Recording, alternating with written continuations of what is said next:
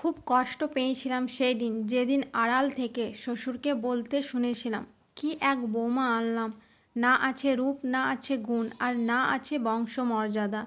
আরও কষ্ট পাচ্ছিলাম যখন শুনলাম আমার শাশুড়ি ভাসুর ও ভাসুরের বউ শ্বশুর এর সাথে সুর মেলাচ্ছে। নিজেকে তখন ওই পরিবেশে বড্ড বেমানান আর অসহায় লাগছিল। ভেতরটা দুমড়ে মুচড়ে যাচ্ছিল, কিন্তু প্রকাশ করলাম না। আমার যা আমার থেকে সুন্দরী আর বয়স কম, এই নিয়ে শাশুড়ির অভিযোগের শেষ ছিল না। আমি তানিয়া, MBA পড়েছি, বয়স 25। তামিলকে ভালোবেসেছিলাম ঠিকই, কিন্তু বিয়ে করেছিলাম দুই পরিবারের সম্মতিতে।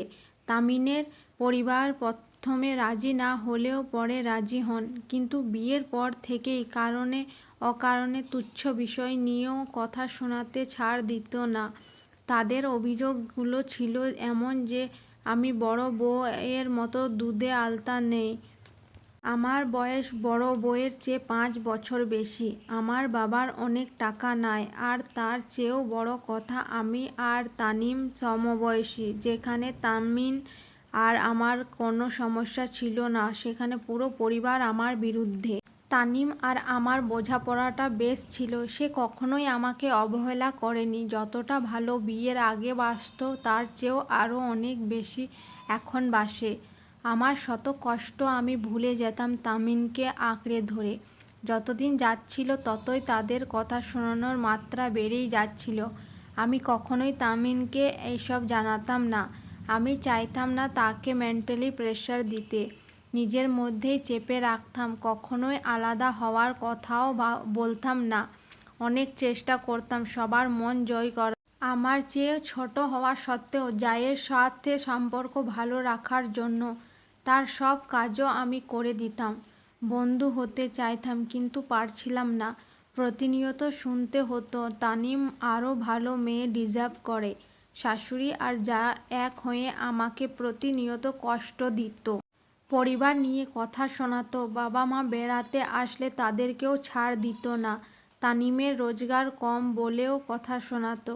বড় ছেলে আর তার বউকে নিয়ে তার গর্বের সীমা ছিল না। মুখ খুবড়ে কাঁদতাম। এরই মধ্যে MBA শেষ করে তানিম আর আমি জব অ্যাপ্লাই শুরু করলাম। তানিমের একটি বেসরকারি কোম্পানিতে ভালো পদে চাকরি হলো। আমার হচ্ছিল না। হতাশ হয়নি, চেষ্টা চালিয়ে যাচ্ছিলাম। জবের কথা শুনে সবার মাথা গরম। ঘরে বউ বাইরে চাকরি করলে ছেলেকে টাইম দিতে পারবে না, চাকরিওয়ালা মেয়েদের সংসার টিকে না। আমার একটি সরকারি প্রতিষ্ঠানে উচ্চ পদে চাকরি হয়। আমি আর তানিম আলাদা বাসা নিয়ে ঢাকায় অফিসে পাশেই ভাড়া থাকতে শুরু করলাম। নিজেদের মতো করে সংসার শুরু করলাম। দুজনেই দুজনের বাবা মায়ের খরচ স্বরূপ সাধ্যমতো টাকা পাঠাতাম। এরই মধ্যে ঘর আলো করে আমার সন্তান রিয়াম জন্মালো। আমার শ্বশুর বাড়ি কেউ দেখতে এলো না। আমি নিজে ছেলেকে নিয়ে তার দাদু ঠাম্মাকে দেখালাম। সেদিনও তারা কথা শোনাতে ছাড়লো না। বলল চাকরিওয়ালা মায়েরা কখনোই ভালো মা হতে পারে না। কষ্ট পেয়েছিলাম, কিন্তু উত্তর দিইনি, বেয়াদবি করিনি। তানিমকে তার পিতামাতার প্রতি দায়িত্ব পালনে কখনোই বাধা দিইনি, বরং নিজে থেকে তাদের সকল অভিমান ভাঙানোর চেষ্টা করতাম। কিন্তু পারিনি। না, আমি পারিনি। সংসার জীবনের 25টি বছর পার করেও আমি ভালো বৌমা হতে পারিনি। তবে হ্যাঁ, ভালো মা হতে পেরেছি। আমার ছেলে আজ 10 জনের একজন ক্যাপ্টেনের মা হতে পেরে আমি গর্বিত। চাইলেই সেদিন শাশুড়িকে বলতে পারতাম, আপনার বড় ছেলের বউ হয়তো দেখতে সুন্দর, কিন্তু তার যোগ্যতা কি? তার নিজের কোনো পরিচয় আছে? গ্রাজুয়েশন আছে? ভালো পজিশন, ভালো চাকরি কি আছে? তার সন্তানেরা কি মানুষ হতে পেরেছে? ভালো বিবেক কি তার আছে? বাবার পরিচয়, বাবার টাকায়, গর্বে কিছুই নেই। হয়তো ভালো বৌমা হতে পারিনি, কিন্তু দিন শেষে ভালো স্ত্রী, আদর্শ মা হতে পেরেছি। এটাই হয়তো আমার নারী জীবনের সার্থকতা।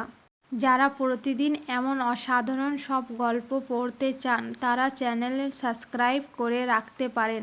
আমি কথা দিলাম চ্যানেলের গল্পগুলো আপনাদের মন ছুঁয়ে যাবে। আজকের জন্য এতটাই। আবার দেখা হবে অন্য একটা গল্প নিয়ে।